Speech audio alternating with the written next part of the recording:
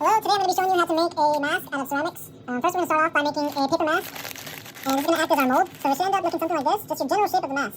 I'm just going to keep it basic and do a regular human form, but if you have something more intricate, you can definitely make your mask according to the size of your... First step, we want to make the top part round of this head, so I'm just going to get my paper, and when I'm folding my paper, I'm not squeezing it really hard, and also notice as I'm starting to crumble it, I am tucking the paper underneath. I'm avoiding any sharp edges. I don't really want sharp edges. So you can see all the paper is tucked underneath on the bottom, so that on the top it's a smooth surface. Okay? So this is about a good shape what I'm looking for. You all have tape at your table. Just use a piece of tape to secure it. Doesn't need to be a lot. And that's going to be the top portion of my head. Now I'm going to start working on this bottom chin area. It's going to be a little bit sharper. So I'm just going to repeat the process.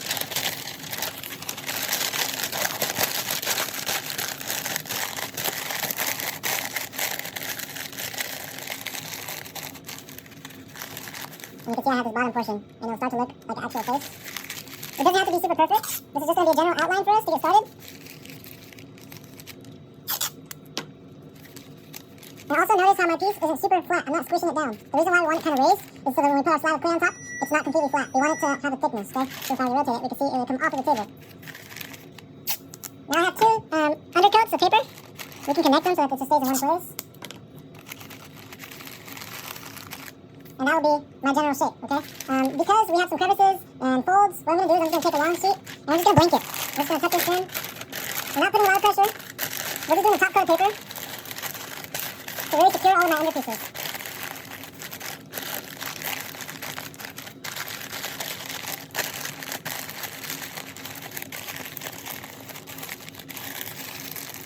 And the same thing, you can tape it back.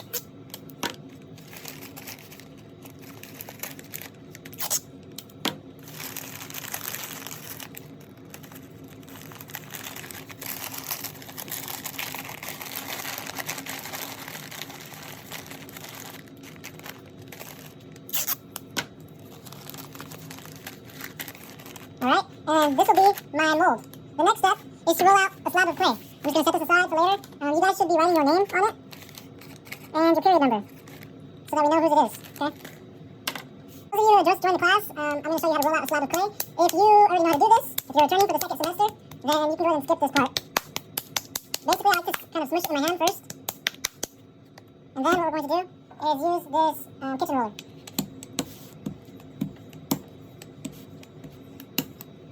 And I can already tell it's going to be a lot of clay that I have, so I'm just going to maybe trim that much off. When you're rolling your clay out, it's important that you have consistent pressure all throughout. Fast motions is what I like to do. I'm going up and down and side to side.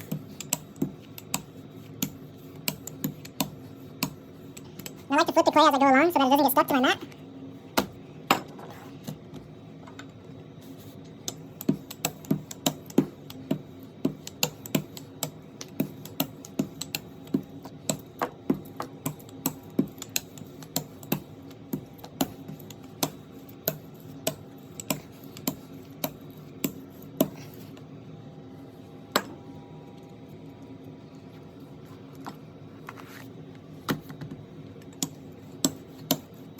Okay. And the thickness we're looking for is no thicker than your thumb. And try not to go any slighter than your pinky. So between your pinky and your thumb are good thickness sizes. Now, we have our mask. All we're going to do is lay our paper mask down and cover this slab right on top of it, okay? Once you cover it on top, what you're kind of doing is just tapping down, making sure your edges are flat. We want it to follow the form. Now, as I mentioned, your paper masks aren't going to be perfect. So feel free to put pressure where it's needed. So I know that top of my head is going to be round, so I'm putting a bit more pressure there so I really get a round shape. I know as I start going down this form, my mask is going to kind of narrow down to a chin. So I'm using the sides of my hands here to just kind of make those indentations. And as we get to the bottom, we know the chin is going to be a little bit more sharper, so I'm just going to use my thumbs here, make these indentations. The reason why we use paper as understructure is because it's still manipulable, and we're still able to move it, form it how we want. And as of now, I think that's okay for me. I am going to go and cut it out. But before thinking about cutting out your mask, I have two examples here. One, it's flat, it goes straight against the wall, and that's it. You can also have your mask have something like a border around it. Now, if you want to do something like this with a border around your mask, you're going to need to leave an area of flat clay around it. Okay? So, for example, I would cut something like this around my mask. If you're going for something more flat, just like a regular mask form, then you don't have to worry about that, and you can just follow along the edge regularly. So, I'm going to use a regular needle tool. I'm just going to go in. And when I'm cutting, I'm leaving a little bit extra so I can go back and find any imperfections. And also, because I'm going to press down and make it really flat towards the bottom of my slab mat.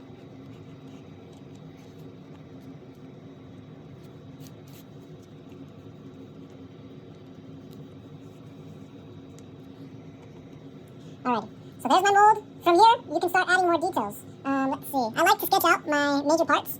I'm going to say there's a halfway line right here. This will be where my nose is at. My eyes will start here. And my mouth can be about right here. So it's always good to just map out your points, okay? So let's say I want an eye shape that's something like that. You can mirror it. If you're super big about symmetry, you can even cut a little piece of paper out. Place it out here, trace it, and then reflect it on the other side, okay? I'm not going to spend too much time focusing on symmetry for the sake of time. I'm just going to kind of fly through this a little bit. Let's say I want a nose shape like that. My mouth, I'm just going to do something like this. Now you have two options when you're making your mask. You can either cut these out completely and have them be negative space, or you can add 3D features, something like this, and just paint it in. So I added coils here around the eyes, around the nose, and the mouth. Or you can cut them out completely and fill them in later. For this mask, I'm going to show you how to add coils. So I'm going to set this off to the side. Now, for those of you that are new, this is a coil. A coil is basically a rope or snake-like shape, and you get it just from a piece like this, and you literally just roll it out to make it whatever size you're looking for. I'm going to use about this size, and I'm going to use these for the eye, okay? So I like to just put it down, trace it so I know what size I need, and then cut from there. I'm going to do the same on this side.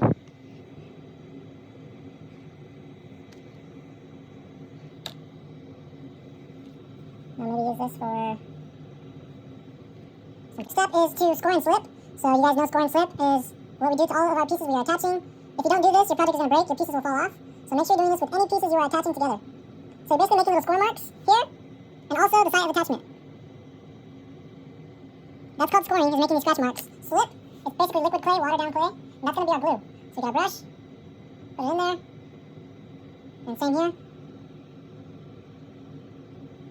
I like to work it in with my finger a little bit. Same here. Then you can attach.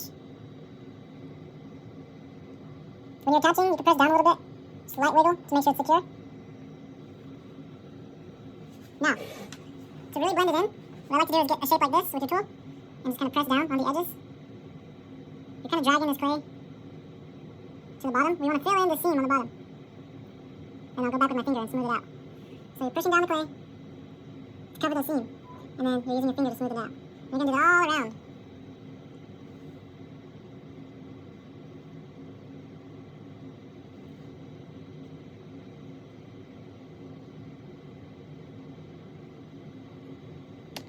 If you need it to be skinnier, you can pinch your coil.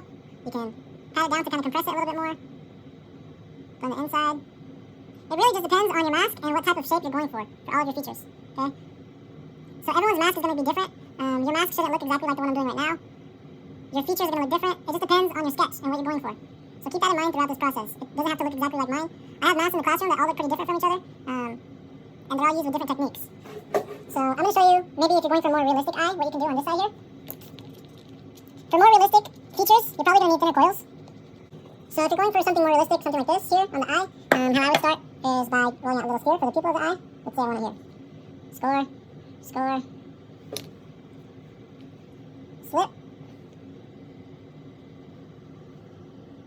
Remember, we press down and wiggle it just a little bit so that it's secure. You can even maybe twist it. That's going to be my central pupil. I probably went a little bit too big, but that's okay. Next, go ahead and use your thin coil. And we're looking for an eye shape. And we want it to kind of touch that central pupil. And yeah, it looks a little clunky right now, but just trust in the process. We're going to do the same thing, score and slip, okay?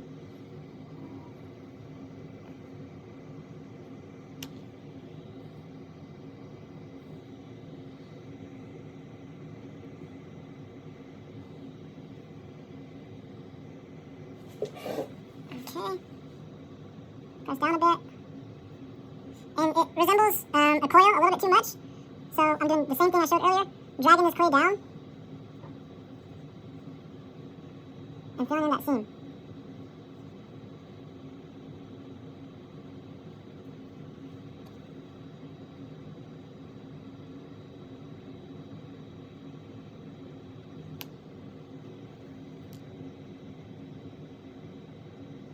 And the same all around.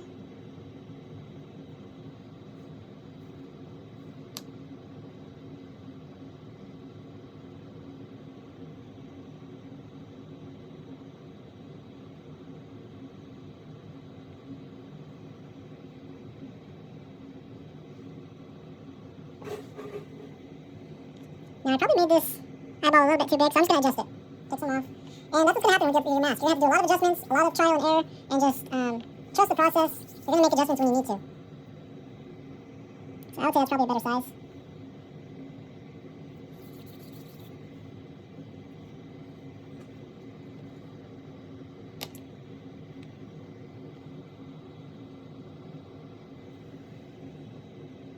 And then I would probably add something flat. You could take a coil, flatten it a little bit.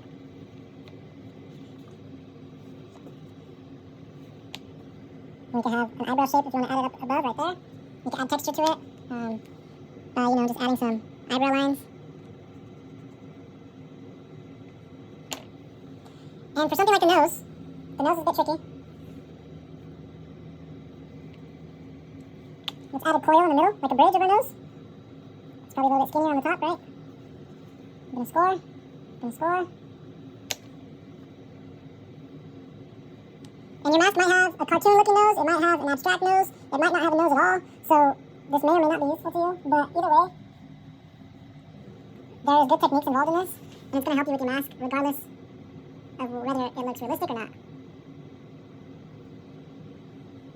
So I'm pushing clay down, blending in the surface. Pushing clay down, blending in the surface, the seam. There's the bridge of my nose.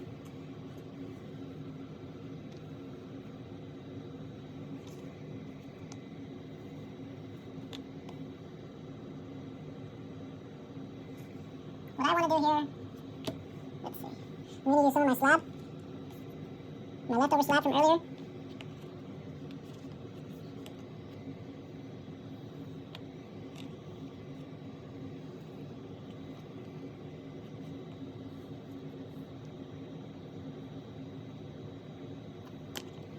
I want this kind of shape here. And it's going to come in sort of like a triangular shape.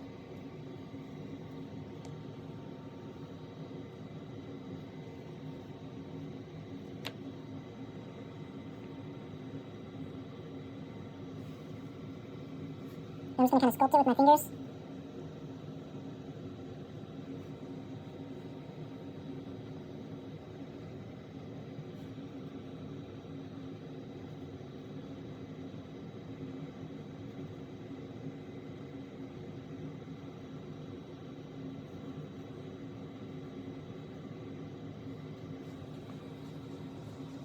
I'm using my finger to create these nostril-like shapes.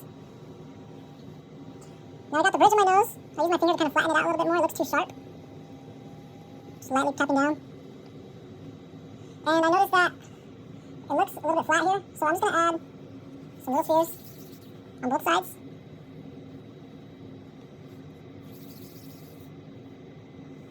It's going to be a good shape right there.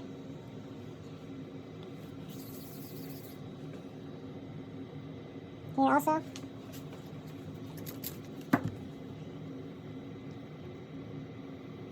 And I'm just blending it in with my shape here.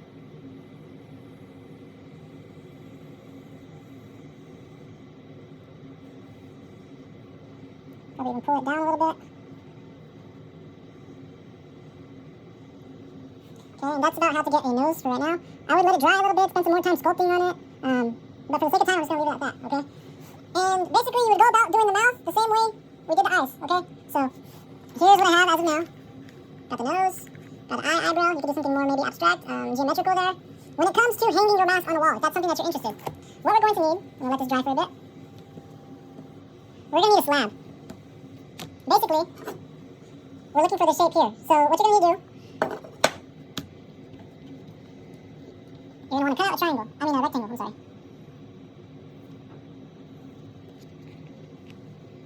It's probably a little bit too thick, so I'm just going to squish it down a bit.